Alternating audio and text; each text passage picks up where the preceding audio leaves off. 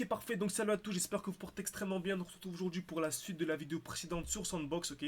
Donc je vous avez posé une question, vous avez dit selon vous, quelle est la zone la plus intéressante pour acheter le Sand, qui est selon moi clairement une très très grosse crypto pépite. Très bien, donc on va revenir simplement, donc pour rappel, on était ici dans une très belle zone de G-Men, donc le dernier mouvement baissier avant l'impulsion haussière. Comme vous savez, on achète toujours dans des zones de G-Men, les derniers mouvements baissiers avant l'impulsion haussière.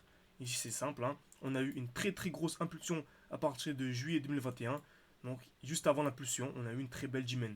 C'est le dernier mouvement baissier, la bougie qui représente le dernier mouvement baissier avant l'impulsion haussière. Ok. Donc, une bougie avec un petit corps et de très belles mèches. On voit surtout ici vers le bas une très belle mèche vers le bas, une mèche plus grande que le corps. Donc, c'est une zone de G-Men très intéressante. Parfait.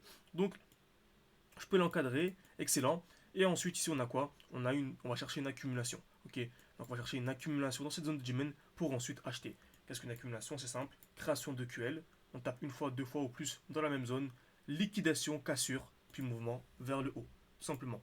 Donc, par la règle des 30, ok. Je vous avais posé une question. Vous avez dit en quel time frame doit-on aller? Donc, ici, vu qu'on a une G-Men en 2 semaines, donc 2 semaines, dire calculatrice, c'est simple, hein, c'est fait 14 jours.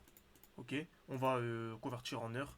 Donc ça fait tac tac tac 24 heures, donc ça fait 336 heures. Et on va diviser par 30. Donc pour rappel, on convertit en heures et on divise par 30. Ça nous fait 11. Environ 11, donc on va aller en 11 heures pour chercher une accumulation. Tout simplement. Donc on remarque quoi ici? On a deux magnifiques zones de liquidité. Donc déjà ici une zone qui a déjà été liquidée, on a celle-ci. Ok, donc elle a déjà été liquidée. Donc une belle zone de QH. On est venu taper une fois, deux fois, trois fois au même niveau. Ça a été liquidé. Parfait. Mais surtout la zone qui n'a pas encore été liquidée, c'est celle-ci, la magnifique zone de QL. On voit ici, on est venu taper une fois, deux fois vraiment exactement au même niveau. Donc c'est une zone vraiment ultra, mais vraiment ultra intéressante. Donc je m'attends clairement à quoi, selon vous, c'est logique? À la liquidation des EQL, puis ensuite avoir une impulsion haussière. Donc je m'attends à la liquidation des EQL avant d'avoir l'impulsion haussière, tout simplement. Donc en plus de ça, on est venu liquider les EQH. Comme vous savez, dès lors que l'on vient liquider des EQH, on a une très grande probabilité d'avoir un mouvement baissier ensuite. Ok, on a une très grande probabilité d'avoir un mouvement baissier ensuite. C'est ce qu'on a eu en plus, hein. On est venu liquider, ensuite on a eu une impulsion vers le bas, puis on a eu une continuation haussière. Très bien. Donc là, je m'attends à quoi? Tout simplement à un mouvement baissier pour venir liquider les EQL. Donc comme vous savez, je trade en spot, donc je vais chercher à revendre mes crypto-monnaies pour les racheter plus bas. Donc si, déjà là, on va dire de manière entre guillemets bête sans même réfléchir, on sait qu'on va venir liquider les EQL, donc je pourrais revendre ici et racheter plus bas. Vu qu'on sait qu'on va dans tous les cas, on est aussi sur Sandbox, donc selon moi on va clairement venir retaper un jour cette zone là et les zones plus hautes, donc ça ferait une performance de plus de 25% à venir chercher en peine quelques semaines de manière très très simple et de manière quasiment voilà, il n'y a pas de 100% de chance en trading et en analyse technique, mais là c'est vraiment du 95% de chance, ok, une probabilité de 95%.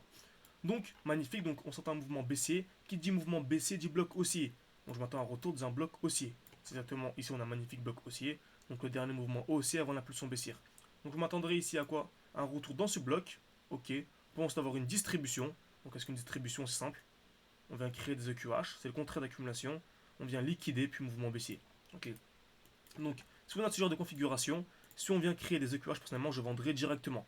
Ok, car là il y a une très grosse probabilité, si vous avez suivi mes vidéos précédentes, vous commencez à comprendre. Si on vient liquider par exemple comme ceci les EQH, je revendrai directement mes cryptos. Pour les racheter où? Au minimum en dessous, ça nous ferait une performance de minimum 30% à venir chercher. Ok, ici de manière vraiment simple, sans même aller extrêmement loin, juste en repérant les zones de liquidité. Donc si vous voulez vraiment aller beaucoup plus loin, pour rappel, il y a ma formation totalement gratuite qui est disponible en description pour vraiment tout comprendre des concepts et vraiment avoir une très bonne compréhension des marchés. Ok. Et si ce genre de vidéo vous plaît, pour rappel, n'hésitez pas également à me mettre un like. Ça prend une seconde, ça m'aide énormément pour le développement de ma chaîne. Merci beaucoup à ceux qui prendront le temps. Donc, voilà quand je m'attends simplement dans les prochaines heures, dans les prochains jours, distribution pour venir en fait liquider la zone de QL. Ok. Donc, quel serait le meilleur moment pour acheter? Donc, en cas d'accumulation. Donc, si on vient accumuler sous la zone de QL, donc on vient liquider les EQL et on vient accumuler, par exemple comme ceci, ce serait un très très bon moment d'acheter. Ok. Donc, revendre s'il y a une distribution, racheter dans une accumulation sous la zone de QL. Donc, ça fonctionne comme ça. Le marché bouge toujours de la même manière, donc qu'importe ce que vous tradez, qu'importe la crypto-monnaie que vous tradez, c'est toujours le même principe. Donc, vous pourrez réutiliser ça durant toutes vos sessions de trading et durant tout le bull run. Ça vous permettra d'avoir des performances vraiment incroyables et d'optimiser vos entrées. Donc même si la crypto-monnaie fait un x9, vous pourrez faire un x15, x16, x17 et plus sur votre portefeuille. En fait, c'est simplement de la beauté de l'analyse technique et des smart des concepts.